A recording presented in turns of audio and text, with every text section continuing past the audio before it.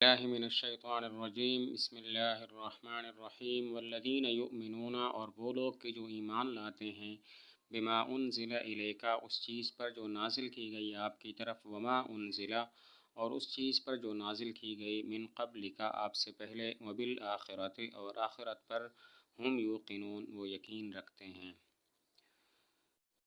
متقین کی ایک اور صفت بیان کی کہ وہ لوگ ایسے ہیں جو قرآن مجید پر بھی ایمان رکھتے ہیں جو آپ پر نازل کیا گیا، اور تورات، انجیل اور دیگر آسمانی صحائف پر بھی ایمان لاتے ہیں جو آپ سے پہلے نازل کیے گئے۔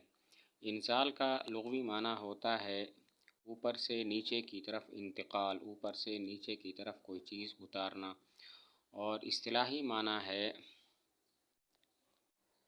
کلام الہی کا جبرائیل علیہ السلام کے واسطہ سے لوح محفوظ سے زمین کی طرف منتقل ہونا۔ انزال کا لغوی معنی ہے کسی چیز کا اوپر سے نیچے کی طرف انتقال، اور اصطلاحی معنی ہے کلام الہی کا بواسطہ جبرائیل علیہ السلام کے لوح محفوظ سے زمین کی طرف منتقل ہونا۔ آگے فرمایا وبالآخرۃ ہم یوقنون، اور آخرت پر وہی یقین رکھتے ہیں۔ یوقنون ایقان سے ہے۔ ایقان کا معنی ہوتا ہے علم کی مضبوطی، استدلال کے لحاظ سے، استدلال اور دلیل کے لحاظ سے علم کا مضبوط ہونا۔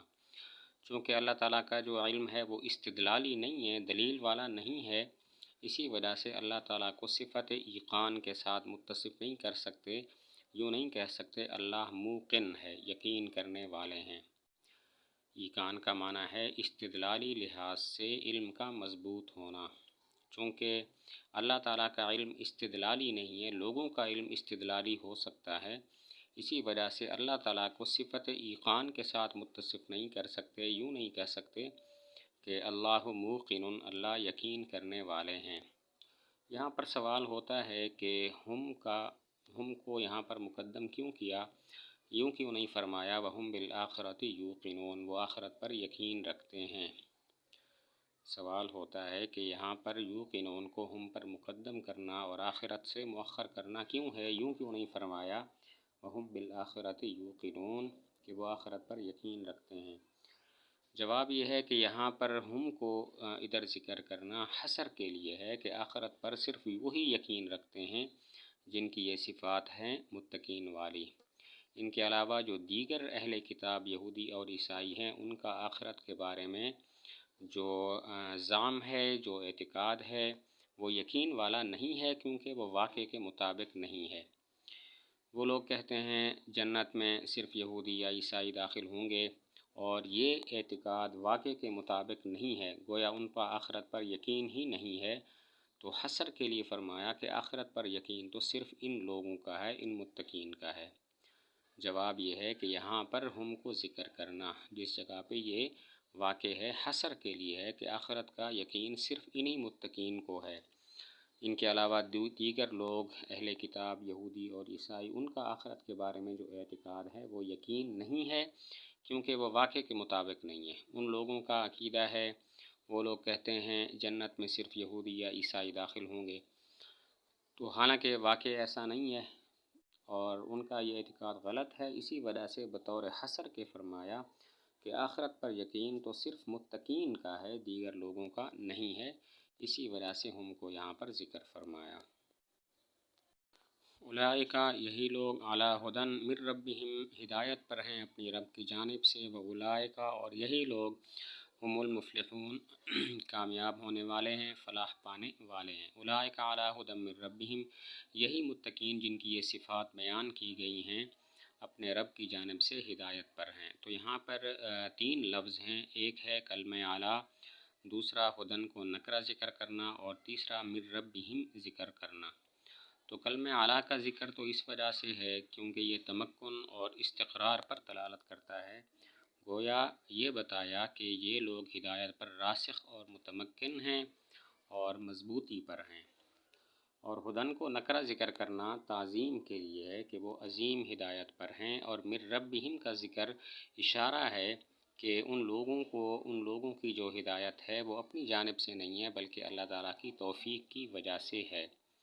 یہاں پر 3 لفظ ہیں، علا اور ہدن کو نکرہ ذکر کرنا اور من ربہم کو ذکر کرنا۔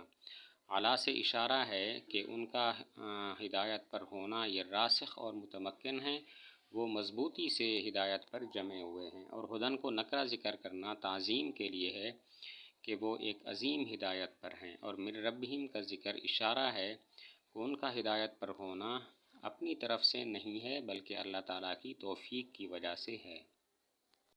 اولئک هم المفلحون، اور یہی لوگ کامیاب ہونے والے ہیں، یعنی آخرت کی تمام کامیابیاں صرف ان کو حاصل ہونے والی ہیں، آخرت کی تمام من مانی مرادیں یہ لوگ پانے والے ہیں۔ مفلحون، مفلحون کی جمع ہے اور ماخوذ ہے فلحن سے، بمانے اس کے معنی میں ایک طرف ہو جانا اور علیحدہ ہو جانا ہے۔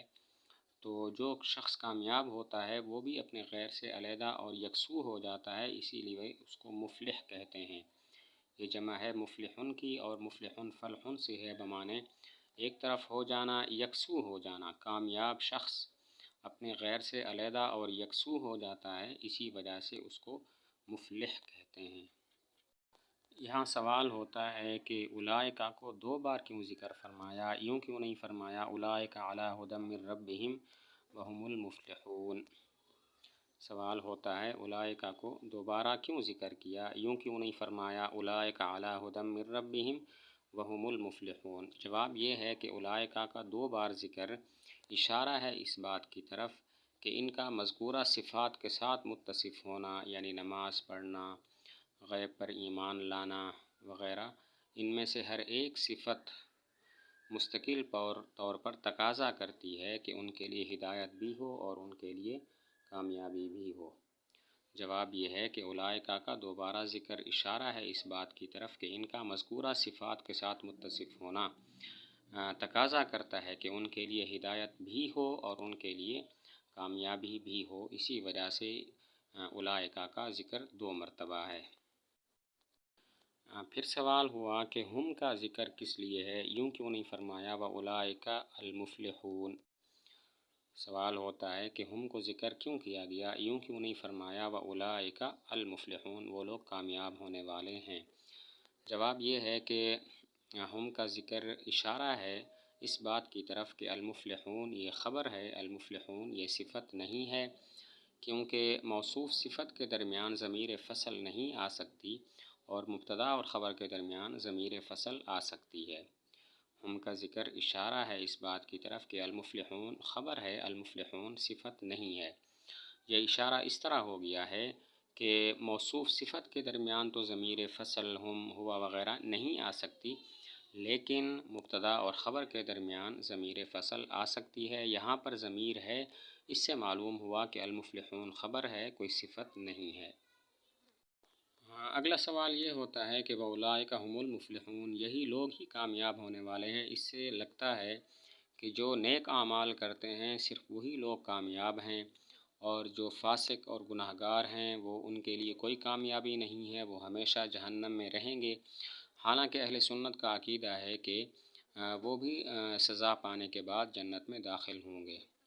سوال ہوتا ہے اولئک هم المفلحون، ہم ضمیر کی وجہ سے بظاہر یہ لگتا ہے کہ کامیاب لوگ صرف یہی ہیں جو نیک عمل کرتے ہیں، اور جو گناہ گار اور فاسق ہیں ان کے لیے کوئی کامیابی نہیں، وہ ہمیشہ جہنم میں رہیں گے۔ حالانکہ اہل سنت کا عقیدہ ہے کہ وہ لوگ بھی سزا پانے کے بعد جنت میں داخل ہوں گے۔ جواب یہ ہے کہ المفلحون میں فلاح سے مراد، کامیابی سے مراد فلاح کامل ہے۔ مطلب ہے کہ کامل قسم کے کامیاب یہی لوگ ہیں نیک اعمال والے۔ باقی جو لوگ فاسق اور گناہ گار ہیں اگرچہ وہ کامیاب ہوں گے لیکن کامل کامیابی ان کے لیے نہیں ہے۔